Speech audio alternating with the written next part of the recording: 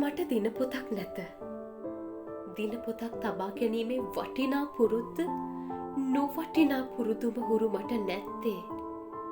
ගංගාව ගලා යන දෙසටම ගලන්නට හැර බලා හිටිනු මිස ගංගාව අපට උවමනා පැත්තට ගමන් කැරවීම ගැන මැවූ සිහින ඒ කාලවලදීම සිහිනම වූ නිසාය. අමතක වූ දෙයක් බලා ගැනීමට පොතක් නැත. අසා ගැනීමට දන්නා කෙනෙකුන් නැත.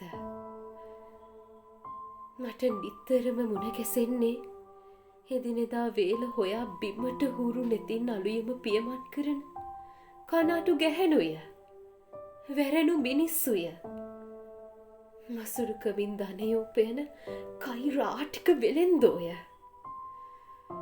විඳින දුක් ගැහැට ගැන මිස වෙනත් කන් කළු දෙයක් ගැන කතා නැති දිලින්දෝය. ඒත් ඔවුන් සියලු දෙනාම අද මගේ ගුරුවරු වෙති.